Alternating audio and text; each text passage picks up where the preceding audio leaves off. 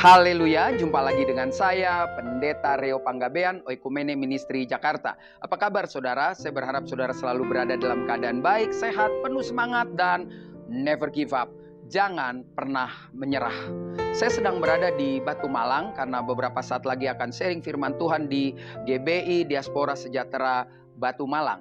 Dan sambil menunggu saya sharing buat saudara karena nanti hari menjelang malam gak ada waktu lagi.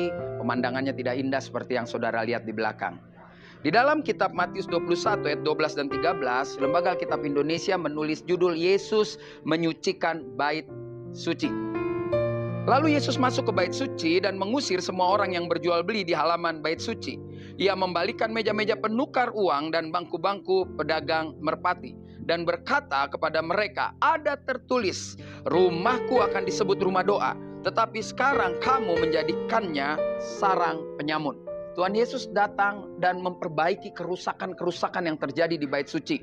Kerusakan mental, kerusakan moral, terjadi persepakatan kejahatan. Saudara tahu bahwa di sana terjadi kesepakatan atau terjadi kong kali kong ya, terjadi korupsi yang luar biasa di bait suci. Atas nama mengerti Taurat, mereka bisa menentukan persembahan mana yang layak dibawa, mana yang tidak.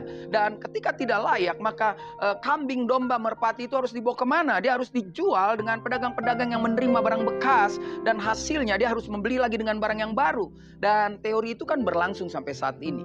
Dan di tempat itu kadang-kadang terjadi yang namanya penghalalan sesuatu yang tidak baik, seperti mungkin penebusan dosa dan lain sebagainya. Dan itu sudah berjalan bertahun-tahun, puluhan tahun, ratusan tahun mungkin.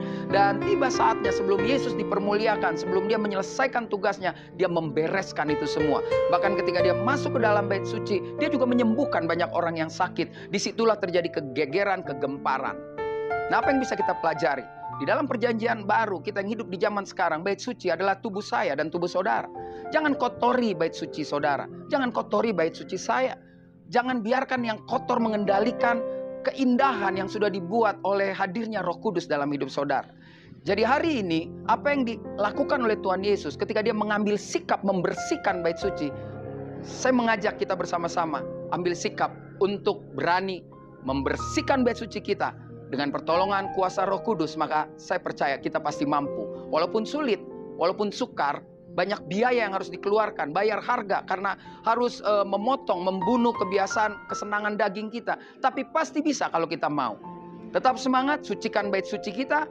Saya Pendeta Reo Panggabean, Oikumene Ministry Jakarta. Sampai jumpa pada pertemuan berikutnya.